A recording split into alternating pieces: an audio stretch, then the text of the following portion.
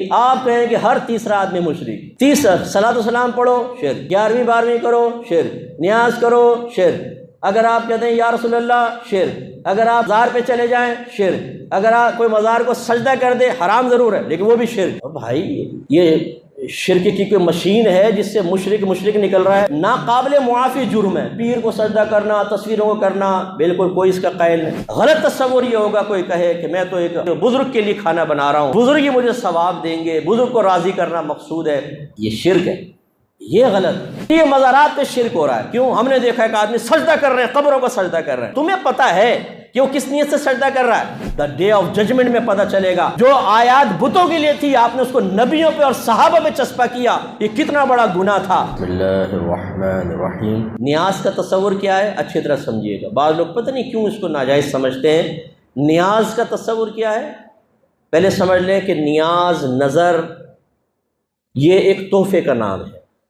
جب پہلے بادشاہوں کی خدمت میں کچھ پیش کرتے تھے نا، کہتے تھے حضور ایک نیاز آپ کی خدمت میں پیش ہے، کچھ نظر کرنا ہے، اس تحفے کو کہتے تھے۔ تو جب ہم اللہ کے ولیوں کی بارگاہ میں کچھ تحفہ پیش کرتے ہیں تو اس کو نیاز اور نظر سے تعبیر کر دیتے ہیں۔ بس یہ ایک تو اس کا مفہوم ہے۔ یہ ہے کیا؟ کوئی کھانا وغیرہ جیسے بناتے ہیں وہ صرف اللہ کے لیے بنے گا۔ کھانا کس کے لیے بنے گا؟ اللہ کے لیے۔ ثواب کون دے گا؟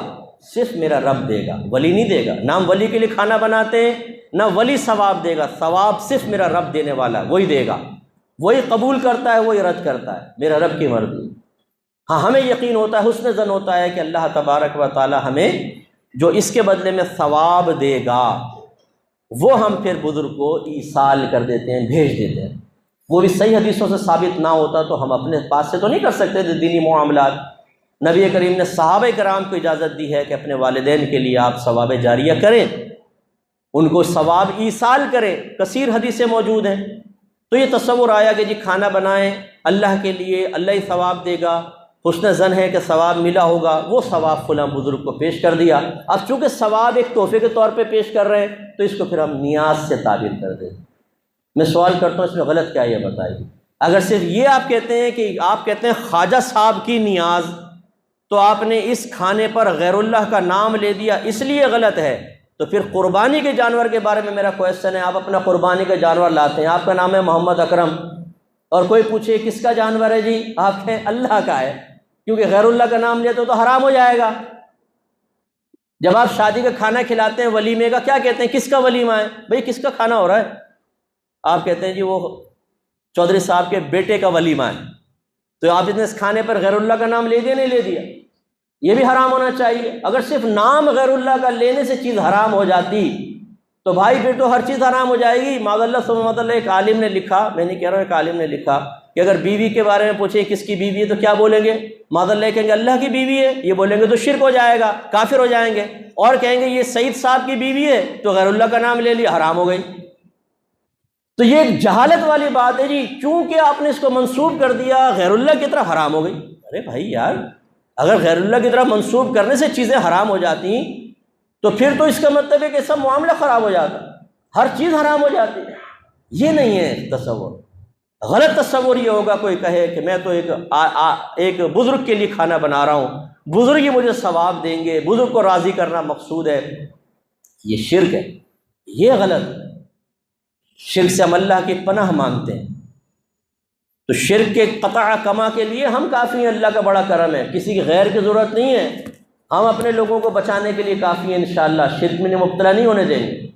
لیکن جو غیر شرک کو شرک کہے اسے بھی پیار سے سمجھائیں گے کہ شرک تمہاری طرف ہی لوٹ کر آئے گا، اس لیے کہ اللہ کے نبی نے ارشاد فرمایا کہ جو کسی مسلمان کو کافر کہے اور وہ کفر کا اہل نہ ہو تو کفر کہنے والے کی طرف لوٹ آتا ہے۔ علماء نے فرمایا اس کا ظاہر تو یہی ہے کہ جو کسی مسلمان کو کافر کہے اور وہ کافر نہیں تو کہنے والا خود کافر ہو جائے۔ سمجھ نہیں آیا؟ تو یہ بہت خطرناک چیز ہے۔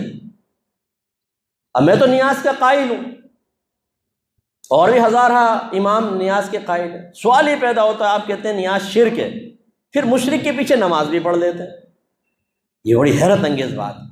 اب سوال یہ پیدا ہوتا ہے جو مشرک امام بیٹھا ہوا ہے اس کے پیچھے آپ نماز پڑھ رہے ہیں تو بتائیں اسے مشرک سمجھا کہ نہیں سمجھا؟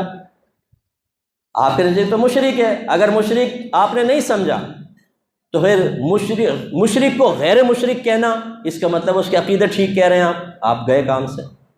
مطلب کسی ہندو کو بولیں اس کے عقیدے بالکل ٹھیک ہیں، اس کے پیچھے نماز پڑھ لو، کافر ہو جائیں گے نہیں ہو جائیں گے؟ تو اگر ایک مشرک امام آپ خود کہہ رہے ہیں یہ شرک کرتا ہے، نیاز کھاتا ہے، شرک کرتا ہے، تو مشرک ہوا۔ مشرک کے پیچھے نماز پڑھنا ثابت کرتا ہے، آپ اسے مشرک نہیں سمجھ رہے، غیر مشرک سمجھ رہے ہیں، تو مشرک کو غیر مشرک کہنا خود ایک شرک ہے، خود کفر ہے، گئے آپ کام سے۔ اور اگر آپ کہتے ہیں نہیں مشرک تو ہے لیکن نماز پڑھنا جائز ہے، تب بھی کافر ہو جائیں گے۔ اور اگر آپ کہیں نہیں ہم تو ویسے ہی کہہ رہے تھے مشرک نہیں، تب بھی کافر ہو جائیں گے۔ بتاؤ بھاگو گے کہاں؟ کون سے راستے سے بھاگو گے؟ نہیں کریں یہ غلط حرکتیں۔ جو مشرک نہیں ہے اسے خواہ مشرک مت کہیں، ورنہ اپنی زندگی آپ کی عذاب میں آئے گی۔ اب ضمناً بات آ گئی تو سمجھاتا ہوں جی، یہ مزارات پہ شرک ہو رہا ہے۔ کیوں؟ ہم نے دیکھا کہ آدمی سجدہ کر رہے ہیں، قبروں کو سجدہ کر رہے ہیں۔ او بھائی، قبروں کو اگر کوئی سجدہ کر بھی رہا ہو اس سے مشرک کیسے ہو جائے گا یہ بتاؤ؟ سجدے کی تو دو قسمیں ہیں، ایک سجدہ تعظیمی ہوتا ہے، ایک سجدہ عبادت ہوتا ہے۔ ایک سجدہ تعظیمی، ایک سجدہ عبادت۔ جو مخلوق کو کرتے ہیں اس کو لینے چلے۔ اگر آپ کسی کو معبود سمجھ کے سجدہ کریں تو یہ سجدہ عبادت کہلائے گا، اس کا کرنے والا کافر اور مشرک ہو جائے گا۔ اور ایک ہوتا ہے سجدہ تعظیمی، کسی کو عظمت والا سمجھ کے اس کے سامنے جھکنا، جیسے پیر کو سمجھ لیا، مزار کو سمجھ لیا۔ یہ پہلی شریعتوں میں دیکھیں، یوسف علیہ السلام کے بھائیوں نے سجدہ کیا تھا، آدم علیہ السلام کو فرشتوں نے سجدہ کیا تھا، یہ سجدہ تعظیمی تھا۔ سجدہ تعظیمی پچھلی شریعتوں میں جائز تھا، ہماری شریعت میں حرام ہے لیکن کفر نہیں۔ اب ایک آدمی مزار پہ جھکا ہوا ہے، صاحب مزار کے سامنے، آپ کہتے ہیں دیکھو مشرک ہو گیا یہ۔ بھئی کیسے مشرک ہو گیا؟ ایک طرف تو آپ یہ کہتے ہیں کہ نبی کریم صلی اللہ علیہ وسلم کے لیے علم غیب ماننا شرک ہے، کفر ہے۔ نبی کو کیا پتا کہ دیوار کے پیچھے کیا ہوتا ہے، نبی کو کیا پتا دل کے، اور تمہیں پتا ہے کہ وہ کس نیت سے سجدہ کر رہا ہے؟ اس نے شرک کی نیت سے سجدہ کیا ہے، یعنی معبود سمجھ کے کیا ہے، یا اس نے قابل تعظیم سمجھ کے کیا ہے؟ آپ کو کیسے پتا چلا؟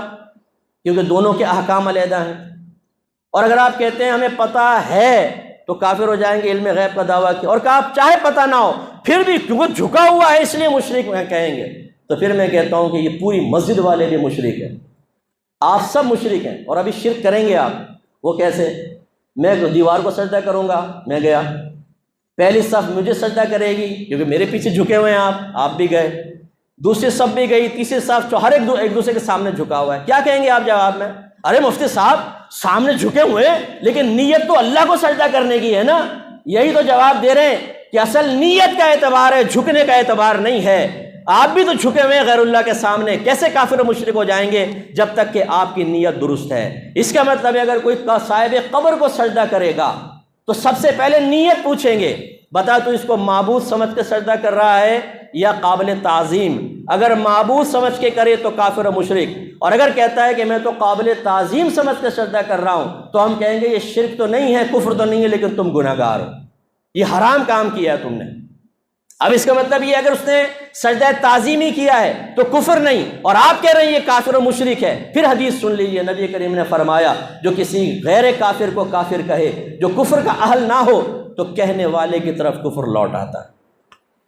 اب آپ بتائیں، میرے خیال میں جاہل سے جاہل آدمی کو بھی پکڑیں گے نا مزار پر، جو بالکل گاؤں سے اٹھ کر آیا ہے، اور آپ اس سے کہیں گے بتا تو نے ابھی سجدہ کیا تھا صاحب مزار کو، کیا اس کو خدا سمجھتا ہے؟ وہ کہے گا لا حول ولا قوت، بھائی اللہ کے ولی تھے، میں تو تعظیم کر رہا تھا، یہی کہے گا وہ۔ کوئی کسی مسلمان سے آپ تصور کر سکتے ہیں کہ خدا سمجھ کے سجدہ کر دے کسی کو؟ لیکن آپ نے قسم کھائی ہوئی ہے کہ غیر مشرک کو مشرک ضرور قرار دینا۔ تو اب بتائیں قصوروار کون ہے؟